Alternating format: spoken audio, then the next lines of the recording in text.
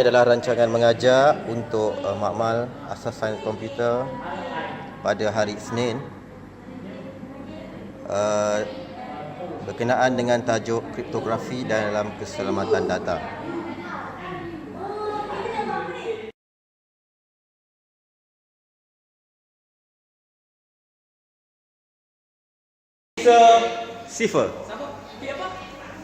Sisa cipher. Kumpulan yang ketiga Pigman. Sebenarnya tahun Kinzig tahun ini.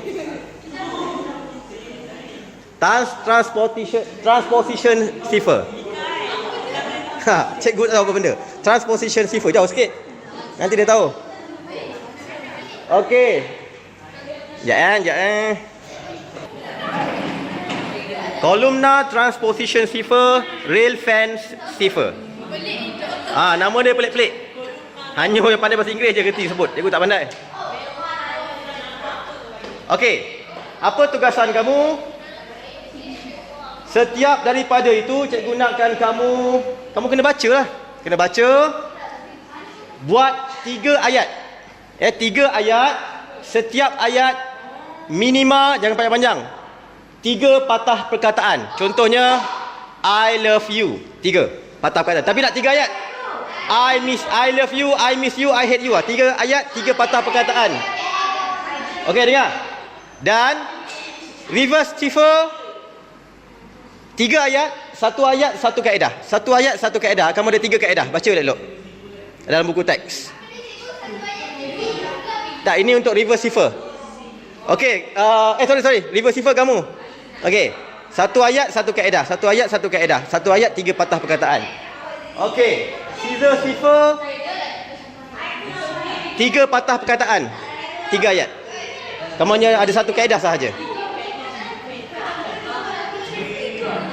Okey, kamu Pigman cipher 3 ayat, 3 patah perkataan. 3 ayat, 3 patah perkataan.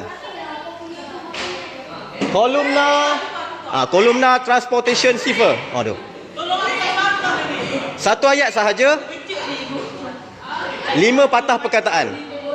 1 ayat sahaja tetapi 5 patah perkataan. Itu saja. Sebab kamu punya jalan kerja dia panjang. Okey? Dan last sekali 3 patah perkataan, 3 ayat.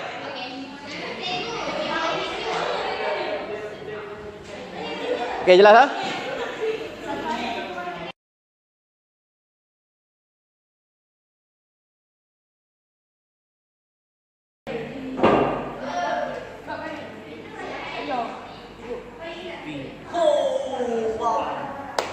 This is a question 2, Question 2.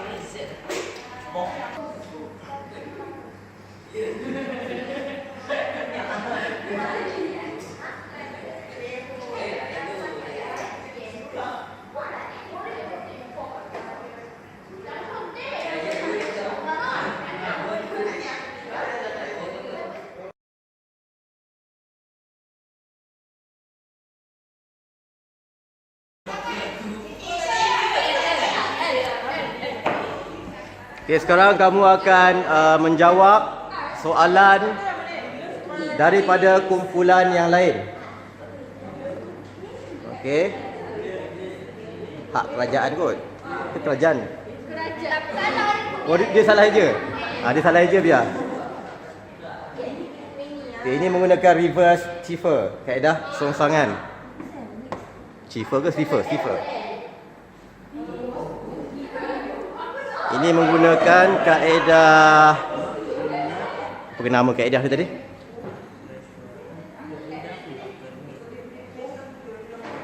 Okey, tak ingat dah apa nama kaedah dia.